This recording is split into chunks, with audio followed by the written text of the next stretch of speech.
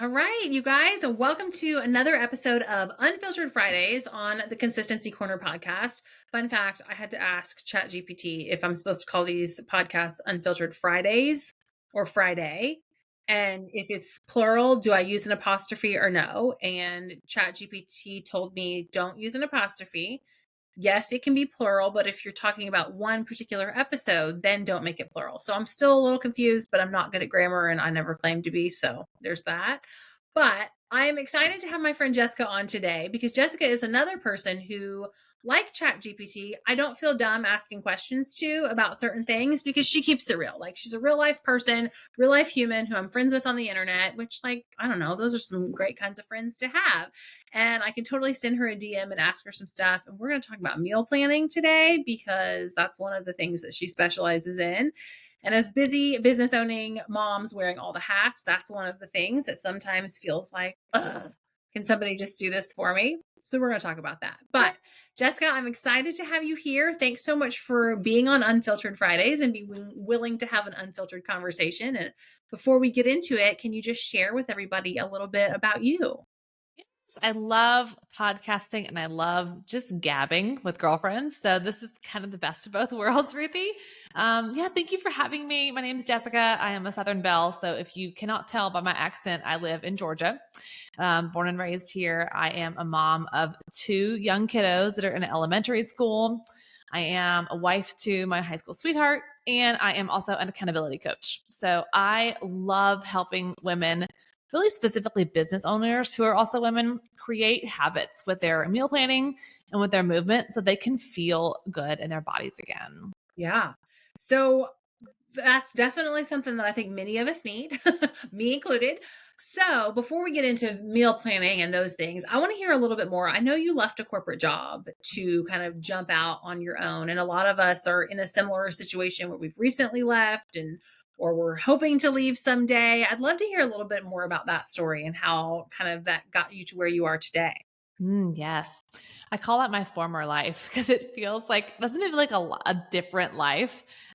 So back, if we rewind to 2020, I had been working for the company called The Knot.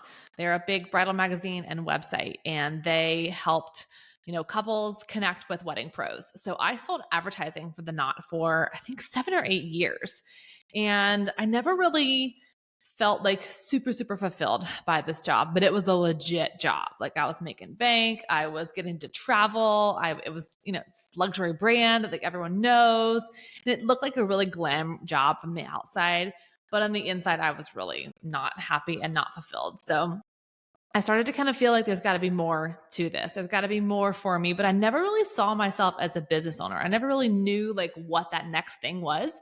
So in 2020, it was the middle of the year. I guess we're in the middle or the beginning of this pandemic, and we've just gone through a merger, and our new company was like, hey, we're kind of changing up your role and changing up your position. So the team you're on now is being dissolved, and you can either go over here and take this job, which was really completely different than what I had been doing, and a major pay cut too. Or you can gracefully exit the company with a, nice little pretty little bow on there to take care of me.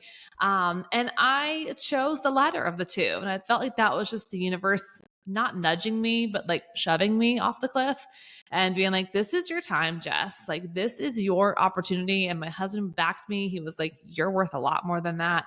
I feel like this is your opportunity to kind of figure things out. So that was really the nudge or shove that I needed to leave the corporate world and then, kind of lean into this passion for health and fitness that I've always had and lean into this like teaching and leading. I thought I wanted to be a teacher. But this is kind of where that was all born back then. Yeah. It's so funny. I always reference Oprah, who tells us that the universe speaks to you in a whisper.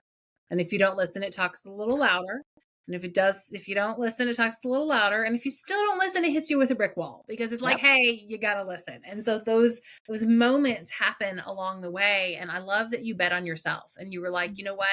I'm going to try this. I'm going to go out and do it. And one of the things that you teach is meal planning. And I know, having been a mom, having had a travel schedule with your previous corporate job, like you were probably juggling all the things. And I'm curious, like, did you find yourself like ordering pizza every other night or eating leftovers and or cereal? Or were you like always like, is this just like a zone of genius that you have around meal Mm. planning? No, I was not always like this. It's funny, I haven't even thought about like what did I do back in the day?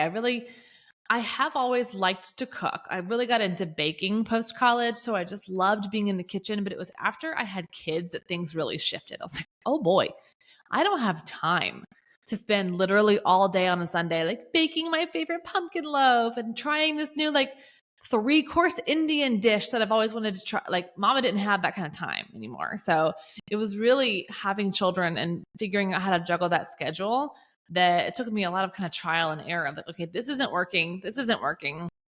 I kept feeling like I was trying to catch up, like I was behind when it came to meals. Like figuring out what's for dinner at 3:30 or 4 o'clock that same day was not working for me anymore. So it was kind of through that transition of balancing mom life and work life. I was like, something's got to give. Like, where can I plan here? And I've just kind of slowly kind of refined that process through the years to now where, I just sit down on a Saturday or a Sunday and I plan out what I'm having. And it's kind of second nature to me now, but I realize this is a very foreign concept to a lot of people. So I try and break it down and make it simple and make it really approachable and easy for people to adopt. Yeah, that whole like, what are we gonna eat today? Like, oh, I have to decide that every day for the rest of my life. And not only what am I gonna eat, but what is this other picky human who I have to keep alive gonna eat? And do I have the ingredients? And is it, supporting my like my brain, my mental health, and my physical health? Like, it's just a lot to think about. Mhm. And I think a lot of us will try that like weekly meal planning, but then we get to like Thursday and it's like, I don't want to eat that.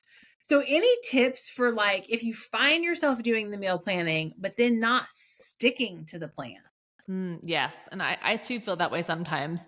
I think being realistic with yourself about what will you really cook. I feel like we have grand ideas and like we have really big lofty goals on a Sunday, right? But when it gets to Thursday, you're like, I don't want to make that. So I think even before you plan that out, being super realistic about like keeping your planning simple and being okay with like, I'm going to plan spaghetti one night this week. We have Taco Tuesday literally every week. Like I try and dumb it down and make it as simple as possible. So that's one tip. But a second tip is to try and have like an arsenal of, I call them like DIY dinners or emergency dinners, things that you could throw together or keep in your freezer that are still pseudo healthy, but it doesn't take a lot of effort. For example, chicken nugget salad is like one of my favorites. We always have chicken nuggets in the freezer because my kids are really picky. And if I can throw together a chicken nugget salad, that is like a DIY dinner. Or I have like some frozen salmon that I just always have in the freezer to where if I don't feel like making whatever's on the meal plan, I've at least got a couple of options for an Mhm. emergency DIY dinner at home. Yeah. I have a friend that she calls those my oh shit dinners. Yes, Like yes. something that you keep in the freezer that you can easily pull together if you're like, you know what, I just don't feel like Yeah, cooking that more elaborate thing. And being okay with that and knowing that totally. like it doesn't have to be the super fancy complex meal most nights. It's okay for it to be Like, easy. it's all right. I think like ditching the shame and the like guilt that we're feeling around that. Like, who cares if you have scrambled eggs for dinner? Like, it's not going to be perfect every single time. And I think the quicker you can let that go, I mean, like the more brain space you're going to have for sure. Yeah. Because it's not a perfect science. And hell, and if you got to have takeout, you got to have takeout. Like, it's not the end of the world. Coming from your health coach, you can have takeout. It is okay. Yeah. It's I'm fine. I'm curious now that you do work from home and you're planning dinners, do you plan your breakfasts and lunches too? I absolutely do. I Okay. absolutely do. I did not start doing that. I started out with only dinners.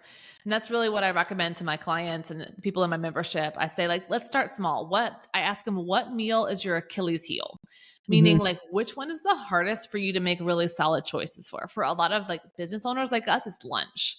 Because we Mhm. have maybe have Zoom calls all day long, or we're out on, maybe you're a traveling rep and you're out in the field all day or something. Like start with the meal that's got like the most friction and then add on. But yeah, I plan out breakfast, which I'm lazy and I have the same breakfast every day. And then I kind of have a theme for lunch. So, all right, this week's going to be kind of like a everything but the kitchen sink salad and pick like one protein to put on top of it. So I kind of, instead of having every day a different lunch, we'll kind of try and have a theme of having, I'll either have this or this, just to reduce decisions that I'm making throughout the day and reduce that decision fatigue, because that is a real thing. Yeah. Well, I love that idea of like picking one or two meals and having that for the week, but then like the next week it's one or two different meals. And like we Mhm. did last week, last Sunday, I meal prepped like a bunch of like chicken and veggie bowls, like chicken, veggies, and rice. And like I made chicken and taco meat. And so then we had both. Yes. Then like when it became the next week to prep again, I was like, well, I don't want to prep that again. Like I don't want to eat that again. So I like the idea of like, what if it's a protein and salad and we have that for the whole week and then we can go back to the veggies and rice, but Totally. Giving mix. yourself that, like, the option, and I'll alternate between hot and cold. Like if I have a hot lunch one week, I'll kind of want something cold, like chicken salad or tuna salad or like a cold crunchy salad. And then the next week I might want something warm and comforting. So I just kind of like to mix it up. I'll kind of alternate that too. Yeah, and I totally agree. I think lunch is harder to think about a lot of times. Like you maybe are only cooking for one, or like you're gonna have calls, so you don't want something that you're gonna have to heat up, or you're gonna run out to a meeting, so you've got to think about like, well, what can I take with me or eat before I go or whatever. So yeah, lunch is one of those. And then I found that like if you don't eat lunch, because a lot of times I think we think like, oh, I can just power through and not eat lunch, and then it's like 3 o'clock and you feel like shit because you didn't eat. The hangries are serious. And my 8-year-old now talks about being hangry. She's like, Mom, I'm hangry. I'm like, you're not hangry. You ate an hour ago. You're fine. But it's real. It's a real thing. And I think we so often think we can just skip a meal and just power through, but we're really doing ourselves a disservice by doing that. Yeah. Like the better you feel your body, the better your business will perform. The better you feel your body, the better your career will be. Like thinking about those things in tandem together can maybe help you prioritize that too, like at the top of your list. Yeah. So you work with clients on both fitness and nutrition. And I'm curious, particularly when it comes to business owners, do you find that your clients struggle with one more than the other? Or is it like both? Or what do you recommend that people like work on first if they're Mm. struggling with both? That's a good question. I feel like it's for most people, one will come a little bit easier, or it'll be Mhm. just a little bit more like second nature to them. And I think a lot of people are like, oh, I'm solid with workouts. I shouldn't say everybody, but a good number of people are like, I love my workouts. I love going to Orange Theory, or I freaking love my Peloton, or I'm good. I walk 3 miles a day. Like to that, the addition of movement is not quote unquote difficult to them. Mhm.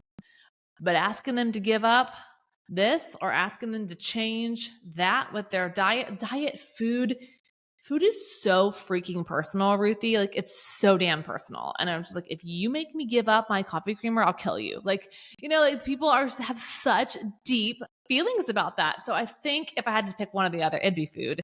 That's Yeah. harder. And I think it's easier to add something in versus taking it away. So Mhm. whether you're adding in more steps in your day, or maybe you're adding in vegetables to your plate, or you're adding in the addition of meal planning, like starting small with an addition versus a taking it away or a subtraction, it feels so depriving to some people. That is typically a easier way to start, or maybe like a less friction when you're Yeah. starting. So you mentioned that you run a membership, and you and I have chatted in the DMs about this, about how we are both like obsessed with memberships and love them. And there's so much accountability Mm. in like a group and having that accountability partner. Talk to me a little bit about like why you were so passionate about creating a membership for clients to help with this area that maybe they are feeling friction. Yeah, I love memberships. I mean, personally, I'm in 3 separate memberships that I pay for, for my own self and my business. So I see the value in them just that way. Mhm. The reason specifically I made one for my business and my clients is so that there wasn't a start and end date. Mhm. You run this program, maybe you run a challenge, and people come on board and they get super excited and they're really motivated. And then they see results, whatever those results that they're looking for, right? And then the program ends and it's like, there's nowhere for them to go. So Mhm. this feeling, if you can come in anytime and you can have direct access, I say it's like having your accountability coach in your back pocket, Mhm. because you could just bloop, send me a message at any time. That and the community aspect, are like gold to Yeah. me, and to have that, because your health journey is not a start and an end. It's, Mhm. it's continuous, as is growing your business, right? Like there is no beginning, middle, ends. You're ever growing, ever learning. So to have something that's, continuous with you, like a membership, is so valuable to me. Yeah. And that whole like the coach and the community, like that, those two things together are so freaking powerful. And I think what's cool is like there's going to be a coach that you're going to, vibe with, you're attracted to, their story resonates with you. And this is totally true in like marketing and health and fitness, like 100%. The Yes. coach that you're attracted to is going to help you a lot. But the other people that they attract that you are also gonna vibe with, like, are gonna change your life, and you don't even know it yet. That's such a good point. I think that's really a great call out, is that the people you're attracting are going to attract similar people, right? And I think that I feel like in so many aspects of life, it's better done in circles than in rows or than alone. And when it comes to growing your business, or when it comes to, bettering your body and your mind, like to have somebody else there in the group with you, be like, girl, you are not alone. Like last week was a shit week for me too. Or, this the coming up is like, I've fallen off the wagon. Like just to know you're not alone. My kid's sick this week too. That is so stinking powerful, to have a group of women around you that'll rally and cheer you Mhm. on too. You need to put that on a t-shirt or a coffee cup. Life is better in circles than in rows than alone. Like, so good. That was so good. Thank you. I did not make that up, but thank you. Well, but speaking of putting things on a coffee cup or a notebook, you also recently launched a planner.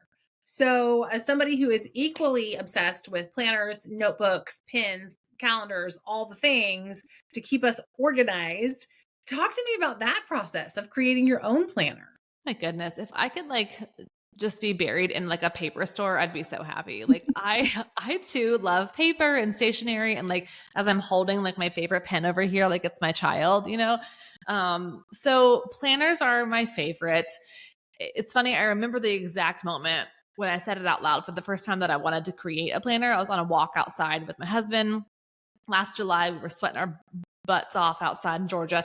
I was like, you know what? I cannot find a way, a planner, a website, an app that this is working. Because when I have one-on-one clients, I take them through, all right, we're going to sit down, let's plan out your week. I want you to plan out your meals, let's plan out your movement, and then let's track a handful of habits. And when we meet next week, like, let's review this. And like, this website's not working for me. This Google Sheet's not working. This app is not working. And I couldn't find anything that was tangible out there. Like, I'm going to make my own. Like, this might Mhm. be crazy, but I'm going to make my own. And that was last July, a year ago. And I, through one of my memberships, met another gal who is a designer, and reached out to her and said, I don't even know if this is in your wheelhouse, but would you be interested in helping me, create what is in my head? Like, can you make a design for me? And she was so gracious enough to take on me as a client. And she helped me find a local printer. So she vetted out a lot of like Georgia based, I'm in Georgia is where I am, a lot of Georgia based printers, and like knew the right questions to ask. So without her help, oh my gosh, I would not have been able to do this. But it was a long process, and it was so cool to see it like come full circle though this year, to see people using it and to see women like talk about how it's helping them plan their meals, helping them plan their workouts, and like helping them just stay on track with the habits that matter the most to them, whatever those Yeah. might be. Well, and I love that you were like, okay, I have an idea. And you reached out to somebody else to lean on their zone of genius Mm. versus trying to do everything yourself. Yeah. Because so often we're like, well, I can do anything. Yes, you can. We can all do anything, but we cannot do everything. And so, as a mom and a business owner and a coach and a human and a wife and all the things that you mentioned, like it was not going to be beneficial for you to also be a designer. So, No. leaning into somebody and saying, like, help me bring this to life, that makes total sense. I would have probably spent like 400 hours in like Canva or something, and it would not Yes. have turned out as pretty as it is. And I just have to give Kayla a shout out. She owns Lucky Dog Co. And she has a beautiful company of her own where she sells stationery and cards and like gift tags and like all the fun things. So shout out to Kayla. She helped me make my vision come true. But you're right. Like lean on the people in your networks, lean on the people you know. Like that was also a really cool way for me to, support another female owned business, Mhm. another locally owned woman run business here where I live. So I think that's another power to memberships. I met Kayla in another membership. So Yeah. like the power of your network and the power of like helping each other out. And like, Ruthie, how can I help you? What do you need? Being, in circles like that is, I mean, Mhm. that's where the magic happens. Yeah. And, being in circles that you can lean into, but also finding those people that are going to bring up your name when the right opportunity comes up in one of their other circles. Mhm. When people are like talking to their neighbors or their friends or they're talking to the PTO or whatever, like you want to make sure that you've connected with people that are going to bring up your name just the way you would bring up their name. Like if I had a friend that was like, oh my gosh, I just cannot freaking get my meal planning together, I'd be like, oh my gosh, my friend Jess has a meal planner. Let me send you the link. Like, you want to check it out. And, Totally. mention those types of things because your people don't know what they don't know. And if we can connect each other, I think that's so gratifying. I mean, it's just about serving at the end of the day. I think you're really great at this. A lot of the women that we run in the same circle with, a lot of these entrepreneurs that I know and that I choose to associate myself with, they put other people first. Like you don't have a me first mentality. You're like, let me connect these people. Let me connect these people over here. The coaches that I've worked with, like, you need to know this person. And it's Mhm. just such a testament to what it's like to be an entrepreneur and how we don't need to have this selfish me first mentality. And Mhm. same as a coach and as a business owner, it's like it's less to me about making money, it's more about like making impact. I want to make impact. Yeah, I want the income too, but like I want to make an impact Yeah. first and foremost. I Yeah. think that is so key. There was a Facebook group that I was in, and somebody like had posted something about social media management, which is a component of what I do. And she was like, hey, who does this? And I messaged like, hey, here's how I do it. I do done for you. I do done with you. I have this 9 grid offer. Would love to chat more. And so she like, hey, send me an email. So I send her an email and I tell her all the things. And I'm like, hey, and whether or not you hire me or not, this lady, she runs an event space. I was like, here's my friend who's a coach for the wedding industry. And here's my friend who owns an event space. You should connect with them. Like, whether you Yeah. hire me or not, I think you also need to talk to these people. And now granted, like I don't know where that's going to go because it just happened recently, but like I felt good to be able to shout out my friends and connect them with somebody. And that's what it's really all about, is connecting each other, and like rising tides lift all ships, and helping each other. That's one of my favorite quotes. A rising tide lifts all ships or all boats. I love that so, so much. Yeah, yeah, it's so true. I saw a follow up to that quote recently. I don't know where it was. I'm sure it was on Instagram, but it said something about like, but your boat has to be in the water, which I thought was Ooh. a really, really good. Like when you're feeling scared or you're feeling like I can't do this or that imposter syndrome, like get in the water. If you just get in Mm. the water, you're gonna feel some shift from the tide. Yeah, you have to actually do something, right? Like Yeah, you're in the water, but that to me, that my brain feels like, well, you have to do something, right? Like you can't yeah, just waffle on the side. Like you can't think about it. You can't dream about it. You can't like pray on, yeah, do all those things, but like sister, take some action, whatever it is, whether it's deciding to take a walk today or growing your business or hiring Ruthie, like take some stinking action because yeah. if your boat's not in the water, you're right. Like that's such a good follow up. I love that. Well, and to have some patience too, because like you said about your planner, like it was over a year ago that you were like, I have this idea. And Hmm. over a year later, you are launching it and shipping it to people. Hmm. Like it doesn't happen overnight. And we live in this like, and I'm sure you see this with health and fitness too. We live in this like instant gratification, microwave culture where it's like, well, it didn't happen. It didn't happen. It's not meant to happen. Well, it didn't happen yet. Like yet. We gotta give That's it some that time. little tiny three-letter word "yet" is the operative word, and it's so true, and I love that coin term, that like microwave culture that we're in. We want to see it with our weight loss, right? Or like, okay, I ate a vegetable today, like, shouldn't I be skinnier? Like I say that funny, right? Like, we want to feel that instantly. We want to see a scale change instantly. We want our business to be at 6 figures instantly. Like we want all this stuff, but we forget that like it takes years of work. You see the overnight success, but you didn't see the 6 years of hustling that happened Mhm, behind that. And I have to mhm, remind myself that like literally daily when I'm seeing these mhm, other women that I look up to that are making 6 and 7 figures and that are just killing the game. I'm like, mhm. Jess, she's been in this longer than you have, right? Like, Yeah. chill out. Your time will come. Yeah, and that's one of the reasons that I, coach a lot of people and coach myself on stop the scroll. Stop Mm, scrolling because sometimes all you're doing is beating yourself up.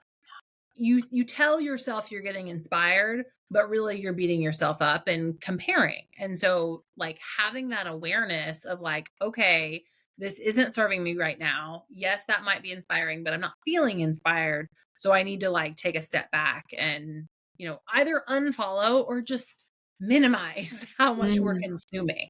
Absolutely. A social media audit is like the best thing you can do for yourself. Yes, yes. Oh my gosh, I'm so curious because you have kiddos elementary school age. I am just curious, like your take on kiddos and social media, and are those conversations happening in your house? Because they are starting to happen in mine. So my kids are in first and third grade. Mhm, So I don't think they really know what social media is yet. I mean, I think they kind of do. Like my daughter asked to do silly faces, which is Snapchat, but like she mhm. doesn't have her own phone. Now, is she asking for one? Yes. Is she going to get one? No.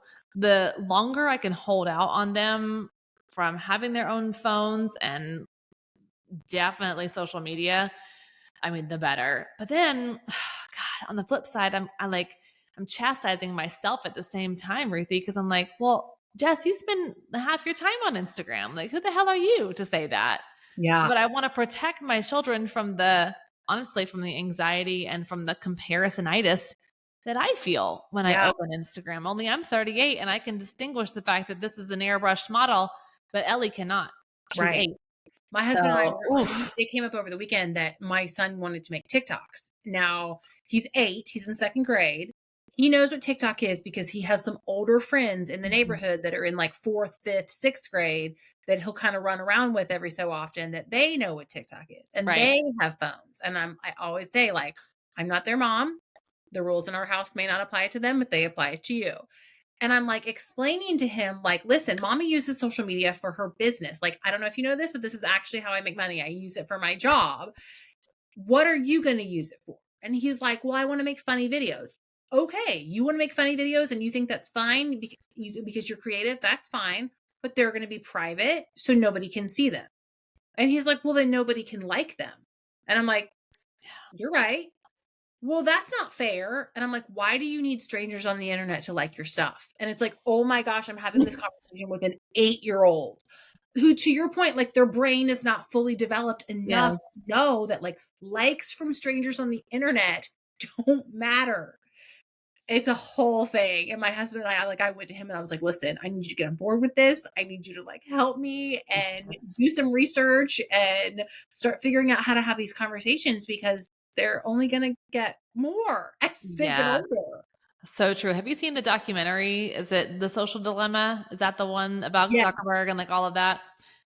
That was eye-opening. I think it's Yes. called The Social Dilemma. It's about, the creators of Facebook, which is now called Meta, and the way they did not foresee what it is today and the psychological and emotional ramifications Yes. that we are doing to ourselves with social media. And it's Yes. freaking scary. Yet And I I still continue to scroll.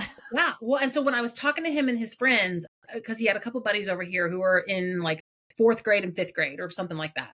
And I was like, listen, guys, when you're over here at our house to play with Noah, you're going to play with Noah and not be on your phones. If you want to be on your phones, you can go home and be on your phones. But you're not going to come here and just be on your phone because he doesn't have a phone. And that's not very kind to him. And I said, listen, I don't know what the rules are at your house. I said, but phones and screens, they're like sugar. A little bit is okay. A lot is not good for your brain. And so Right. we're not going to have a lot of screen time. We're not going to have a lot of phone time. And oh my gosh, it's so easy to be like, here, play a game, here, play, but oh my gosh, it's not good for their brains. That's like the parenting paradigm, it's like we want a break. So I'm gonna, Mhm. shove an iPad in their face. But then when they're bouncing off the walls later or screaming at each other, I'm like, I did this. I did this. I know, I know. Oh my gosh, my husband and I will say that all the time. If Noah's having a meltdown, it's like, well, did we feed him? Did he have too much screen time? What did we do that led Right? us to where we are today? Yes, it's so real. So the parenting thing, I know you get it, the throes of elementary school. Unfortunately, I hate to say this, but what I'm told from my friends with middle schoolers, it doesn't get any easier. And I even told a friend who has like a 3-year-old, I said, listen, it doesn't get easier, it just gets different. Yes. Like there's a different challenge in every age, in every phase, which as business owning moms is like why we have to take care of ourselves. So true. Oh my We goodness. need the Yeah. energy. We need that energy. We need that like mental focus. And I just think it's really good modeling too at the end of the day, for my kids to see that, it matters if I go move my body. It matters what I put in my mouth. It matters the way I talk about myself or don't talk about myself. And like the coolest thing in the world for me to see is, my kids come down in our basement gym and want to work out with us. And they're like, Mom, look at my push-ups. And, we're doing this push-up challenge together. Like for me to see them do that, but from such a pure place and from such a like, okay, I'm showing them what a healthy relationship with your body looks like. I didn't have that growing up. Yeah. So trying to undo what I learned when I was younger, trying to reparent myself, but then also set the right example for my own kids, especially my daughter. Yeah. I mean, that's my why. That's my motivation. Yeah, for sure. That whole reparenting yourself. I was watching like a workshop the other day and they said, you're not given the child you want, you're given the child you need. And it was like, oh, Yes. yes, Those they're kids are here. they're like a mirror, aren't they? They are here to teach us something for sure. For sure. Well, all right. We're going to link your planner and your membership and all the info in the show notes so that we've got that. But I want to do a quick kind of like rapid fire, get to know you conversation or a couple questions before we wrap up. And the first one is as we talk about screen time. What is a show that you have been like loving lately, your go-to Netflix binge-worthy show? Yes. So I have been watching Sweet Magnolias on Netflix. Oh, somebody else just told me about that. I've never watched it. It is so cheesy. Like PSA, it's cheesy, but it's like a good kind of cheesy. It's like it makes you feel good. It doesn't give you anxiety when it's over, but you also like don't feel like crap about your life. Like why don't I have a private jet like had the Dubrow on Real Housewives? Like it's a cute feel good show. Yes. All right. I'm going to have to check that out. I need that. Yeah. Okay. While you're watching your show or any other time, what is your current go-to snack? Ooh.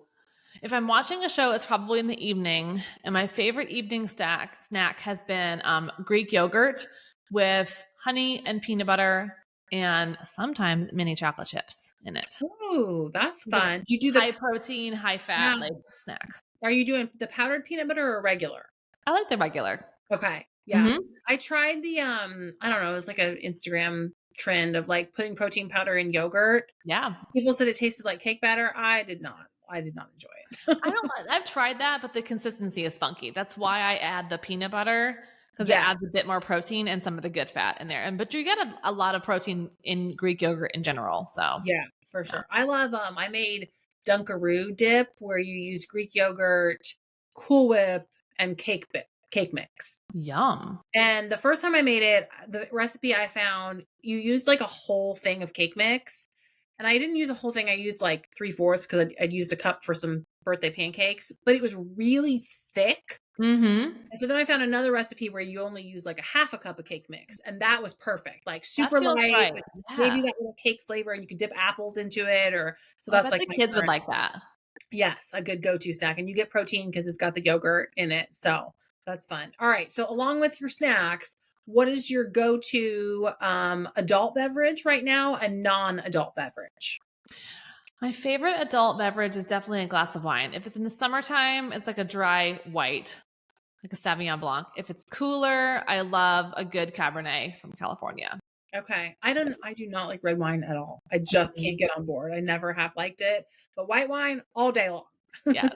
And then what about a non-adult beverage? If it's in the evening, I love bedtime tea. It's is it Tazo tea?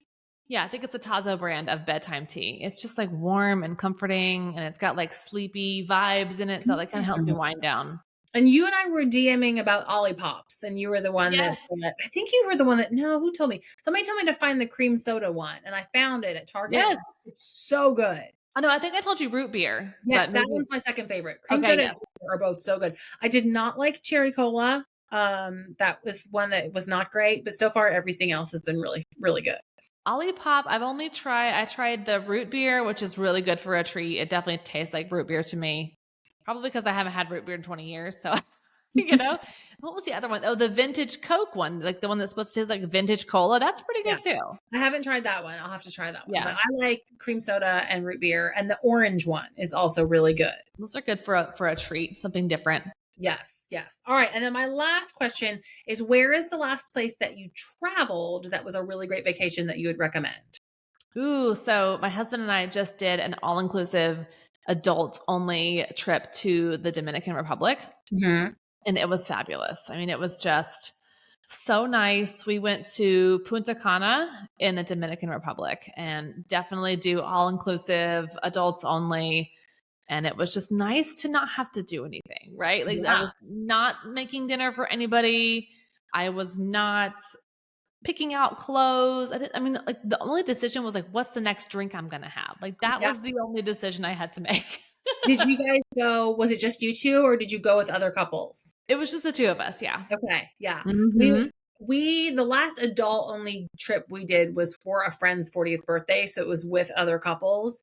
That was really fun, and it was in Cancun. And same thing, all inclusive, like I don't have to think about anything. I'm just gonna like relax. But we do probably need to do one just us. Yes, yes. We've actually never done a group trip, and I'm like, okay, am I just super picky? And but I'm like, I just like not having to be on anyone else's schedule or agenda. You know, if we want to go to the gym first, or if we want to sleep in first, or get massages by the beach, you know, we're just kind of on our own timeline. But I feel like both could be super fun. Yeah, I like a group trip, except with any group trip, like the rule is like it's my vacation too, and Mm, everybody gets to do what they want. And like you can come and go. Like we're gonna be at the pool at this time if you want to come. If you don't, you don't want to come. Hey, we're gonna go to dinner at this place at this time. If you want to come, great. If you don't, don't. But it's a good way to connect. Same thing, like with your adult friends, yeah. without your kids running in every 5 seconds asking you for a snack. Completing a sentence. Like I forgot what that was like to actually talk to my husband and not just one sentence, like multiple sentences. And then, Yes. oh, spoiler, he got to say something back. Like it was really You get to nice. have a real conversation. Yes. Yes. Well, this was a very fun conversation. So thank you, Jess, so much for being on the show. Let everybody know where they can connect with you on Instagram if they're interested in hanging out and learning more. Yeah, thanks for having me. This is so fun. Yeah, come follow on at Instagram. It's at the Fit Life with Jessica. And that's where you can grab the planner. You can download my free resource, which teaches you how to plan meals in less than 20 minutes. And all the fun things are there. So yeah, come say hi. All right. Awesome. Thanks for being here. Yes, thank you.